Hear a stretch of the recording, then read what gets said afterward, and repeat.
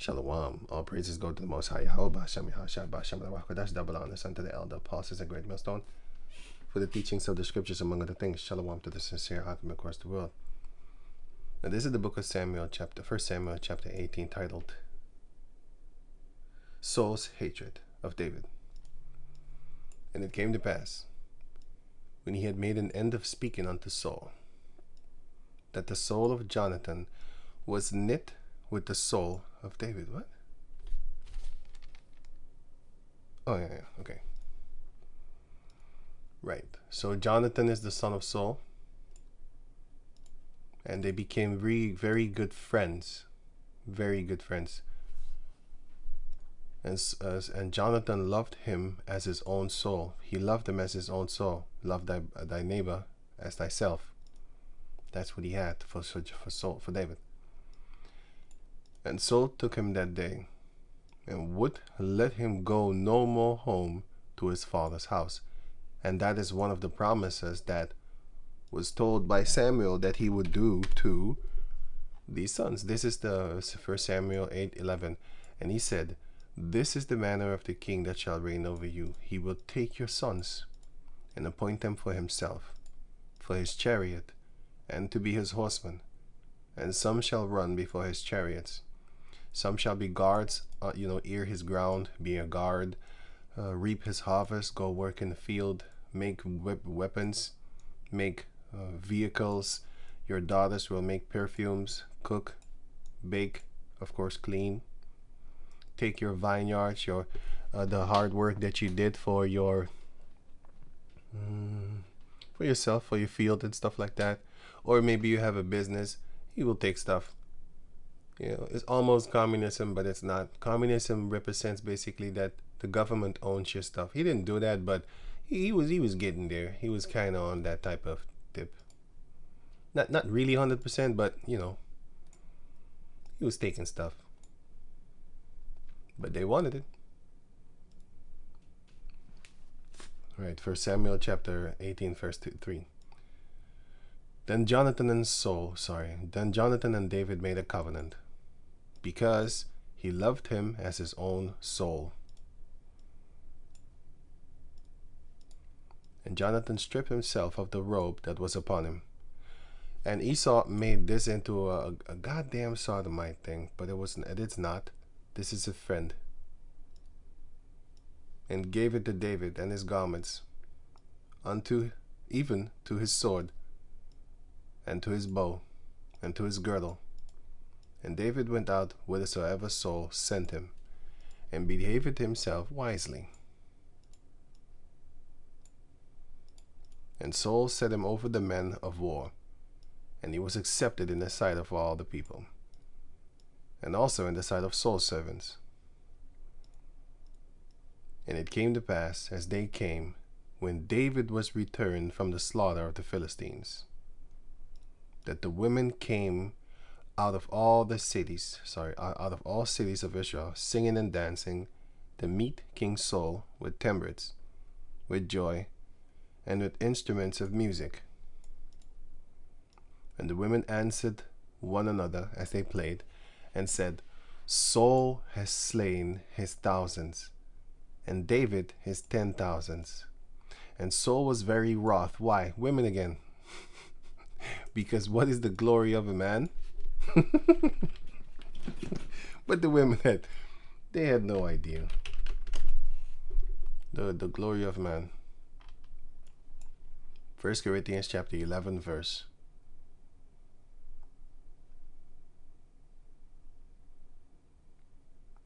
What?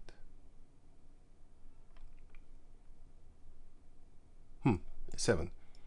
For a man indeed ought not to cover his head, for so much as he is the glory of an image, for he is the image and the glory of the Heavenly Father. But the woman is the glory of the man. The woman is the glory of the man. Look, not 100% men put women on a high pedestal, but they love looking at them. A lot of men love looking at them, straight men, of course. You have a few backwards people upon the planet Earth, but I'm not talking about them. I'm talking about the normal man. The normal man, he likes women and stuff like that. Not all men put them on a high pedestal. So that's also a fact. But all men would desire, fantasize about them and stuff like that. Just looking at them, it's already good enough for some. And Saul was very rough because he was jealous that the women looked at him like, no, he's the top killer.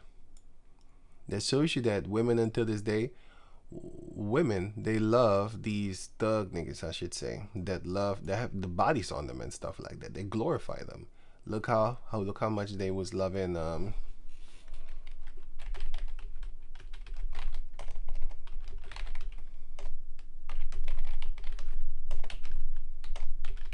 I forgot his name. He looked like he from Suriname. No, that's not it. Is his friend. Who's his friend? What's his friend? Little Dirk and Vaughn. This Vaughn guy. Right, look how much these women love him. Love both of them, by the way. Look how much they love him. But he's a known murderer. Like, he's a straight up psychopath. He'll kill you. You know what I'm saying? And he's smiling and laughing and all that type of stuff. You think he is sissy? You should not think that way. Should not think that, but you think he's friendly. I'll say that because sissy doesn't come to mind. You think he's friendly with all that laughing that he's doing and stuff like that. He's laughing a lot, but he's not a friendly dude. He's friendly to few. Anyway, so was rough and the saying displeased him, so that was enough to ruffle his feathers. And he said, they have ascribed unto David 10,000s. And to me they have ascribed but thousands. That already offended him. And what can he have more but the kingdom? He was like, oh, what does he want to take my place too? I mean, that's all I got, right? That's what he was thinking. But Saul wasn't even thinking like that. I mean, David wasn't even thinking like that. But anyway, and Saul eyed David from that day on forward. He looked evil at him like, this guy's trying to take my place.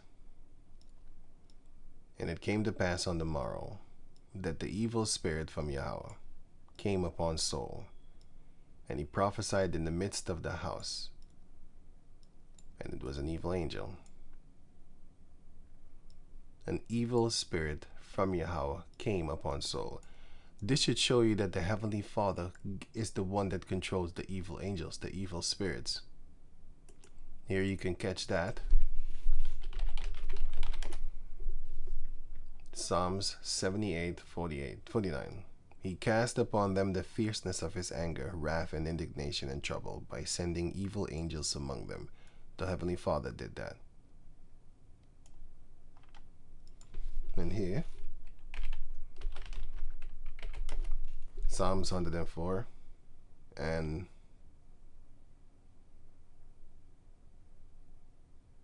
4. The Heavenly Father is the one who maketh angels spirits, his ministers a flaming fire. So he maketh angels spirits. So an evil spirit is an evil angel.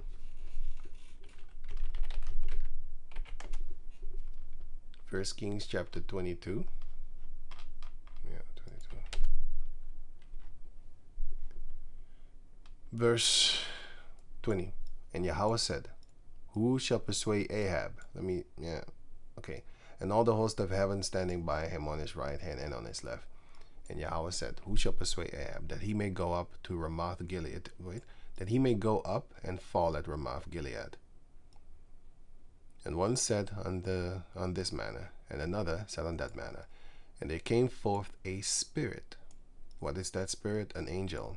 Because it shows you here that the host of heaven, here, host of heaven means you have two hosts of heaven. You have the host of heaven, which are the stars and the constellations, the heavenly bodies. And you have the host of heaven, which are see this one? And you can catch that in the book of Genesis chapter 2, if I'm correct. Let me see something.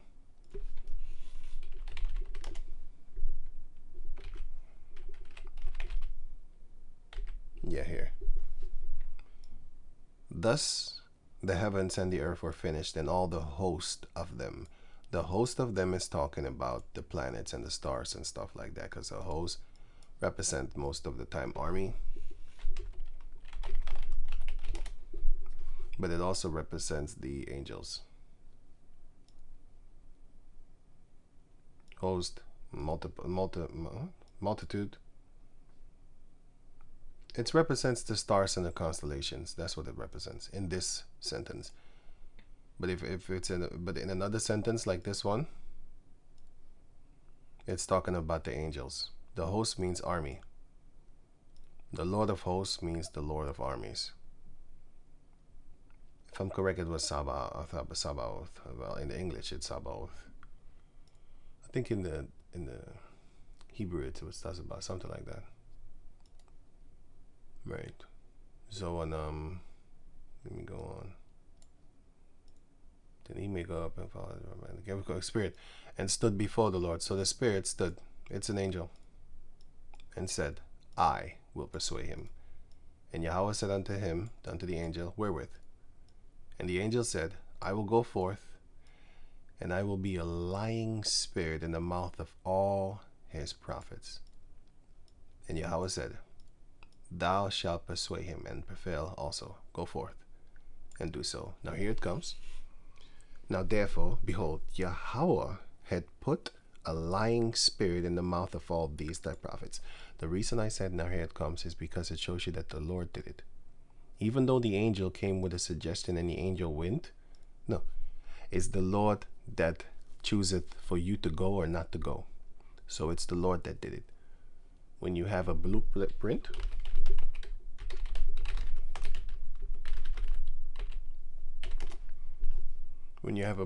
for a mansion, who's going to get the credit? Is it the carpenter? No. Is it the painter? No. Is it any of them? No. The ones that's going to get the record, the name, I mean the honor on record, on paper, it's the guy that drew it, the guy that planned it all. He's gonna get the credit. And if you are independent worker, sorry, not independent, individual worker, and your painting skills, it's just exceeding the rest of the people, or just a lot of people, 1 in 1,000, for example, or something. Oh no, just give an example. Maybe 1 in 500 or something. Then your name will stand out. You will have a, at the end of the movie, you see a list of names. Your name will stand out because a lot of people will know about you and recognize you and stuff like that. For example, Michael the Archangel, Uriel, and Gabriel, and the other one, I don't know his name. I forgot. But there are four archangels. Raphael, if I'm correct. Wait, let me see.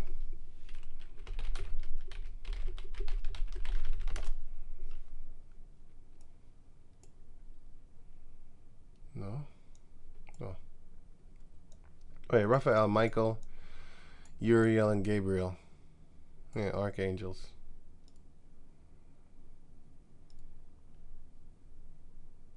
Yeah, I don't know these others, if I'm correct. Yeah, I was only focusing on the archangels, but yeah, they stand out from all the other innumerable angels, the millions of angels, thousands upon thousands upon thousands of angels. 0, 0, 6, 3 times 3 times 0. So it's 3 times 3 times 0. Right. Sorry. Something in my teeth, my hair, my mouth, beard. So yeah, you're not gonna get the credit. Only the top guy will get the credit. In this case, the top guy is the Most High. He says, no, I don't want you building that. I want you building this. And then you go and do that. That is how it goes.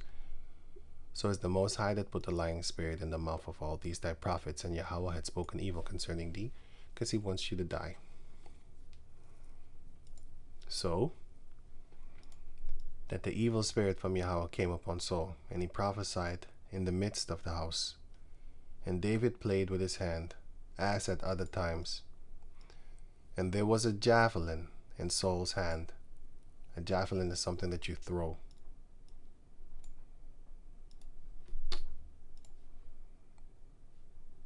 And Saul cast the javelin, for he said, I will smite David even to the wall with it. And David avoided out of his presence twice. So it was not the first time. And Saul was afraid of David, because Yahweh was with him, and was departed from Saul, because he didn't listen to Yahweh Bashem Yahshai 3 times. Therefore Saul removed him from him, and made him his captain over 1,000. And he went out and came in before the people. And David behaved himself wisely in all his ways, and Yahweh was with him. Wherefore, when Saul saw that he behaved himself very wisely, he was afraid of him. But all Israel and Judah loved David, because he went out and came in before them. Right, because a lot of times you will have men of war. No, let me say it better. You will have generals and majors, but they never went to war. Now, the men of war, they will never respect you. They're always going to talk shit about you, like, this guy, he's just sit here, gives order and stuff like that. They're not really going to respect you, because you're not in the midst of them. But if they seen you in battle, you with them, you on the front line, first to fight, last to come basically in, yeah, man, they're really going to respect you. They're going to love you even more. And that's what they did with the captain, and Saul was inside. Plus, he was plagued by them evil spirits that the Heavenly Father sent to punish him, because he sinned against Yahweh Bashem Yahweh. He sinned against the Most High Yahweh. Because if you are in a high place and you break the law, you're going to get punished more heavily than the person that is low. The person that is low is still going to get punished. But you're supposed to be knowing better. You're supposed to be a captain. And yeah. And Saul said to David, behold, my elder daughter Medab. Her will I give thee to wife. But in the beginning he loved David. But women came in his mind between them, and then he was like, shit, he already has the women. What next? My place, my kingdom? Right. That shows you that if you love women, it's a very if you love women more than if you just normal, like, it's very dangerous with women. You should very watch out with them. Like, I have seen best friends fight and stuff like that, because, for example, they go into a place and they always rip on each other, stupid jokes and stuff like that. But if you do it in front of women, oh shit, there comes a fight. You'd be like, oh shit, I didn't, yo, you know, normally yeah, you shouldn't play jokes with your friends in front of the women, because they're gonna look at him like he's the piss pole, like he's the one to make fun with. You have a lot of people like that. Cowardly people, what they do is they in a group of friends, but they only pick on the ones that they know that it's not going to be a confrontation and stuff like that. You know what I'm saying? I don't like people like that. I don't like it if people make jokes of people and then the person isn't laughing. If he ain't laughing, I ain't laughing anymore. Fuck that. First and foremost, I'm not going to make a joke where the person doesn't laugh. And if I do, sorry. I'm not going to do it again.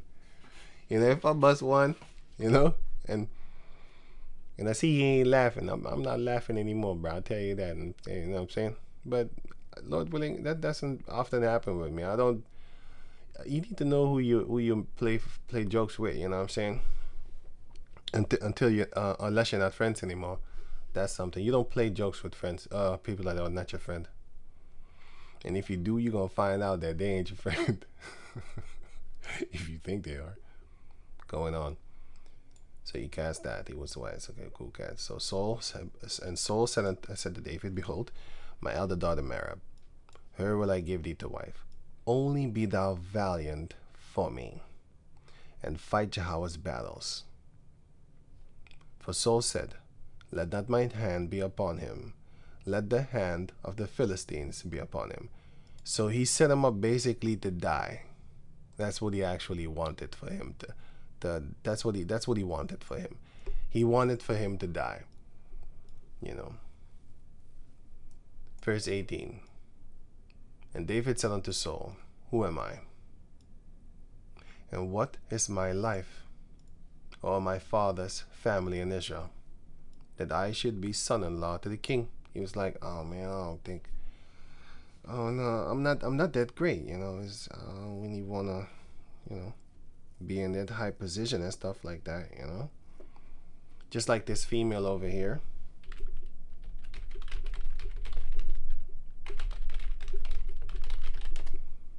Which is all a setup. She's a Megan. I thought her name was Mary or Meryl, whatever. All these black females, they're very happy for her because they think, oh, black woman. This this not a black woman, bro. It's a caucus female. You know what I'm saying? It's a caucus chick. Megan. Yeah, there you go.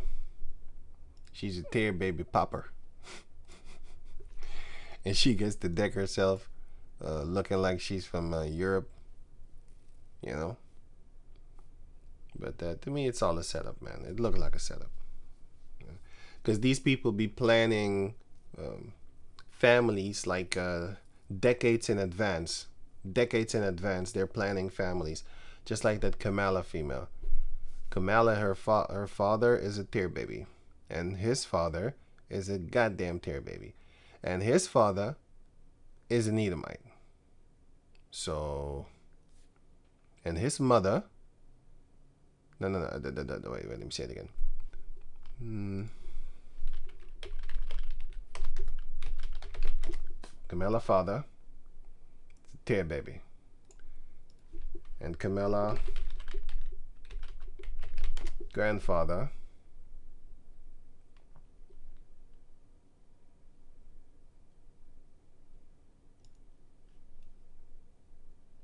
this is her great grandfather, and he slept with like a tear female, like a tear.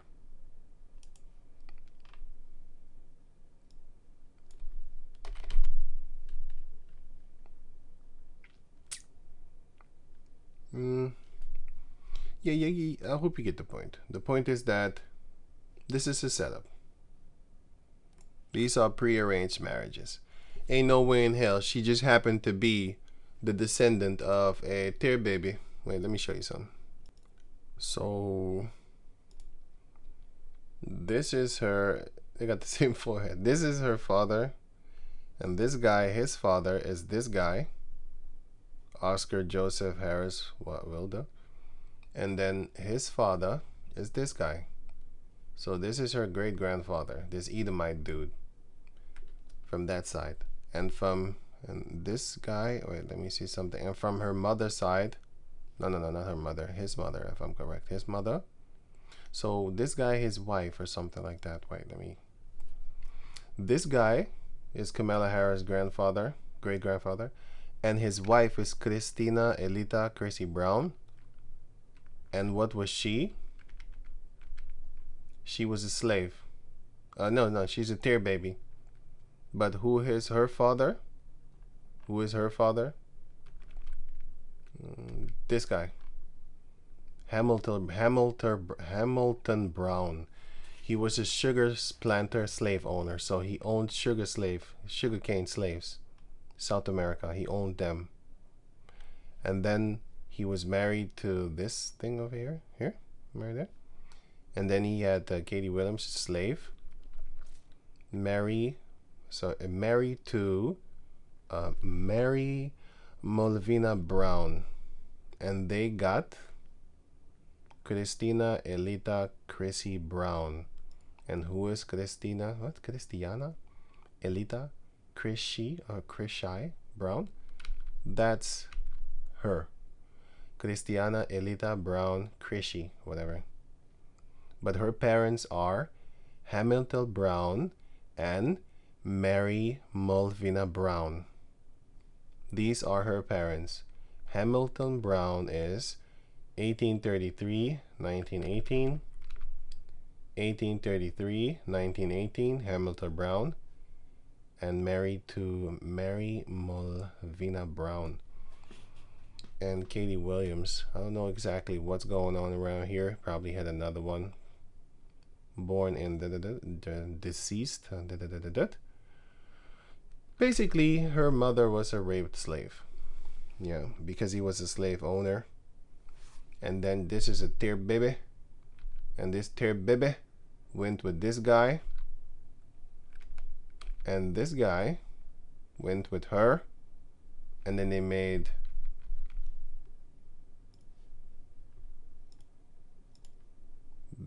this guy. And then this guy made her with the East Indian. Tear baby. This is a tear baby. This is a tear baby. This is, here's his name. This is a tear baby. And this is a tear baby. Bunch of Greek babies. Right. So they did that all in advance. They're setting up things, and they've been doing that. They set up events 50 to 70 to even 100 years in the future. They set it up.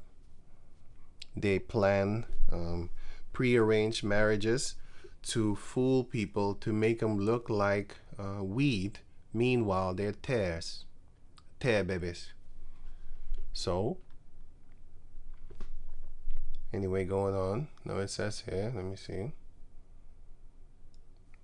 Verse 19, but it came to pass at the time, when Merab, Saul's daughter, should have been given to David, that she was given to Adriel, the Meholathite, to wife.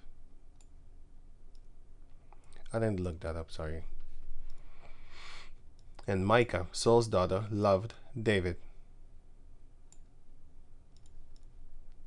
And they told Saul, and the thing pleased him. He was like, yes, so I'm gonna kill you for her. I'm gonna make you die because of her.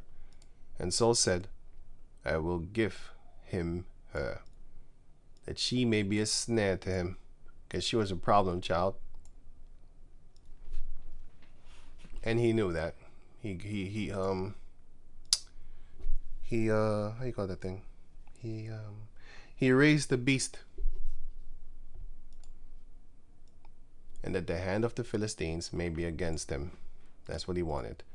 Wherefore Saul said to David, thou shalt this day be my son-in-law in one of the twain, in the one of the twain, in the one of the two.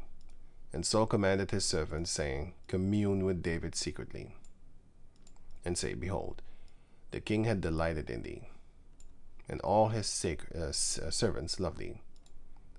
Now therefore, be the king's son-in-law. And Saul's servants spake those words in the ears of David. So, knowing all this, now you know in the future what Saul will do to her. What King David will do to her.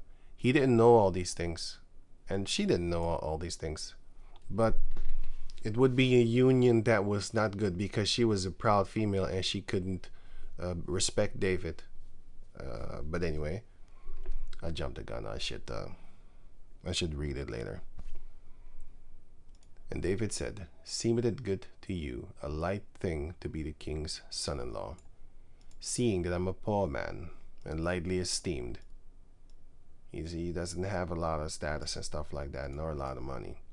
So this shows you that you shouldn't talk shit about the poor people, because there's a lot of bastards do things like this. 1 Samuel chapter 1 verse 5. They that are full have hired out themselves for bread. That's what the Most High is able to do with you. All that money that you have, the Most High is able to make you broke and break you and make you start selling yourself just for food. I'll work for you, man. You just feed me. after you had then been a king. Or here,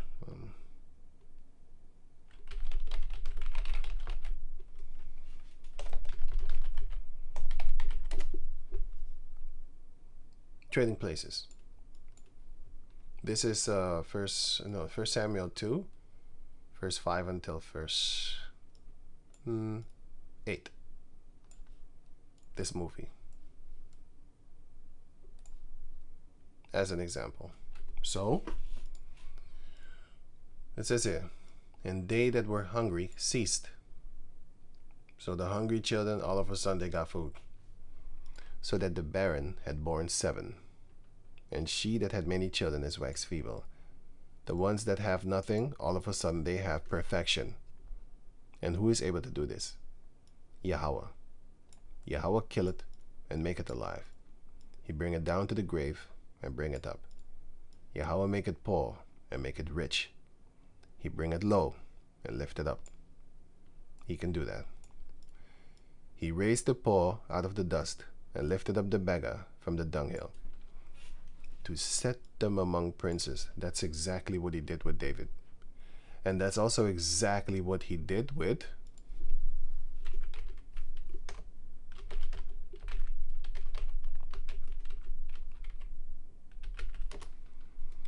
Mayam Shabbawa.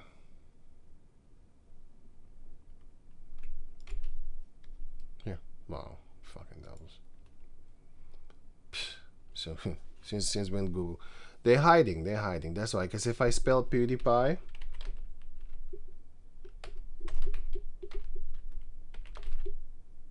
Yeah, it doesn't come. Normally, Pew. Oh yeah, letter E. No, it doesn't come.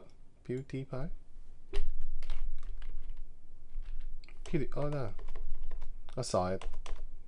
Anyway, if most of the time if you spell just folly things, then it will correct you. Like, do you mean this?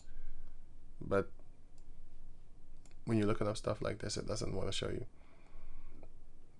This was not his name. His name was Bauer, which means peasant.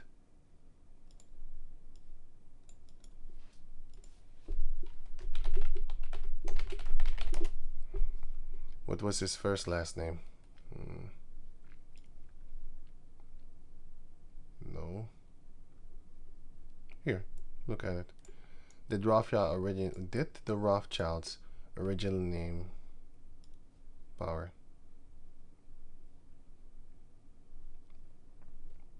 They also used the name Bauer. No, they also used the name Rothschild. Bauer is their name. And what does Bauer mean?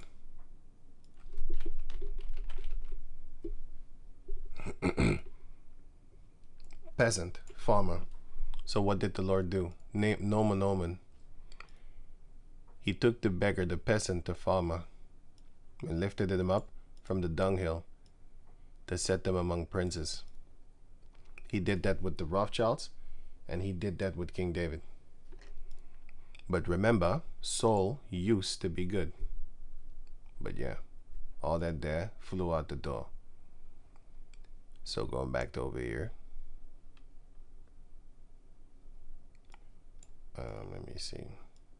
And to make them inherit the throne of glory. For the stability of the earth are the Lord's, and he had set the world upon them. You might think it's the world is on this represents stability. It's not these pillars, these Roman pillars. And by the way, these Roman pillars are actually Hamitic Hittite pillars in the book of in Mount Seir and stuff like that. Here.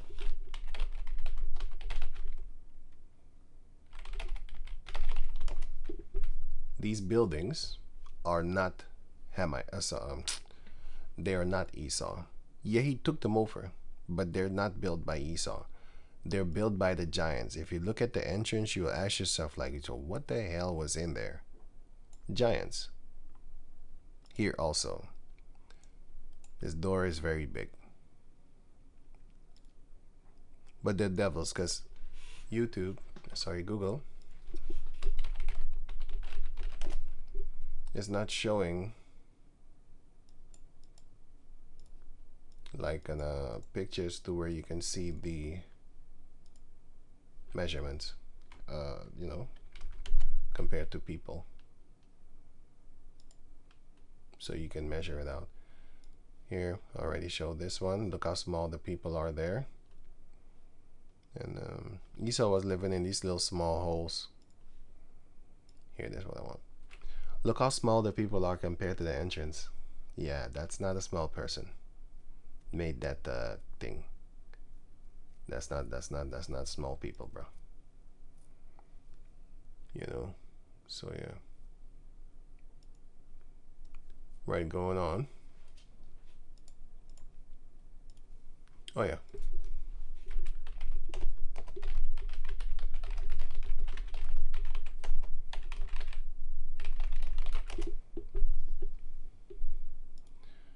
Job 26:7. He stretcheth out the north over the empty place, and hangeth the earth upon nothing. The earth it doesn't stand on two pillars or something like that, or just pillars. The earth floats in the middle of nothing, space. So this represents stability, or else it would be a contradiction. And the Bible doesn't contradict itself. It's man's minds contradict themselves, to where if you read something, you'd be like, hey, wait a minute, that don't make no sense. Yeah, to man. But if you just read, yeah. The Lord willing, starting with the elder apostles on down, of course, you know, they will guide you. I'm talking about the elders at Great Millstone in America. Yep. He will keep the feet of his saints, and the wicked shall be silent in darkness. For by strength shall no man prevail. You're not going to win it yourself, no matter how strong you are. The young men shall utterly fall. Isaiah 40 and 29. He giveth power to the faint. There is no searching of his understanding. And to them that have no might, he increaseth strength. King David. Yeah, King David was already strong, but the Lord loved him before that anyway. So even the youths shall faint and be weary, and the young men shall fail. So let me see, where was I? 24. So David was poorly esteemed, poor man and lightly esteemed. And the servant of Saul told him, saying, on this manner spake David. So this is what David said. And then he told the king, like, this is what he said. And Saul said, thus shall ye say to David, the king desired not any dowry, so you don't have to pay me money for my daughter, but 100 foreskin of the Philistines. So go kill them, and that will be the dowry, basically. Because the dowry actually is money. But he said, you don't have to pay me that. You pay me in foreskin of Philistine. Sorry. The foreskin of the Philistines, which implies that he should go kill them. That's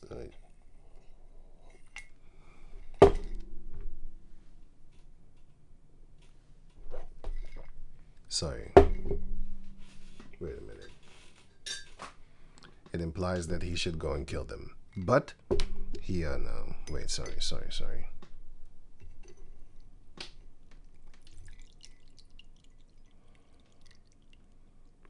Let me clear my throat. Let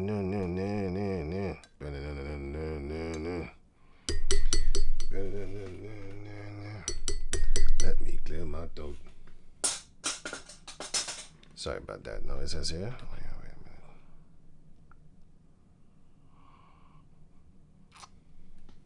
a minute. Yeah. But 100 foreskin of the Philistines, to be avenged of the king's enemies. Because it says, all the days of Saul he was fighting against the Philistines. But Saul thought to make David fall by the hand of the Philistines, because he thought he was going to get one over on him. And when his servants told David these words, it pleased David well to be the king's son-in-law. And the days were not expired. Wherefore David arose and went, he and his men, and slew of the Philistines 200 men. And David brought their foreskins, and they gave them in full tale to the king, that he might be the king's son-in-law. And Saul gave him Michal, his daughter, to wife. Now the funny part is, he said 100 foreskins. I shouldn't tell you what a foreskin already looks like. That's when you circumcise a man's penis. So what did King David do? I don't want to be graphic, but he grabbed, their peepees and cut them. 200 of them instead of 100. So he doubled it, like, oh, you want all? You here, take some more. And he didn't expect that. He thought, okay, I'm going to make you die right there. He wanted them to die. But he didn't. And Saul saw and knew that Yahweh was with David.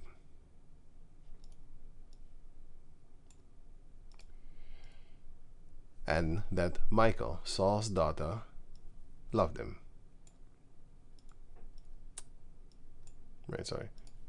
And Saul was yet more afraid of David. And Saul became David's enemy continually from that day on. Plus, remember, he had that evil spirit on him that the Lord put on him. Then the princes of the Philistines went forth. And it came to pass, after they went forth, that David behaved himself more wisely than all the servants of Saul, so that his name was much said by.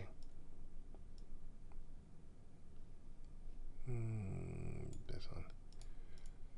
Yeah, so his name was much said by. Right. So here come the account of a lot of times, actually, 1 Samuel and stuff like that. 1 Samuel, sorry, not 1 Samuel and stuff like that. I mean 1 Samuel 18, 19, 20. Let me see something here. 21. The majority of the book of 1 Samuel, chapter 18 until...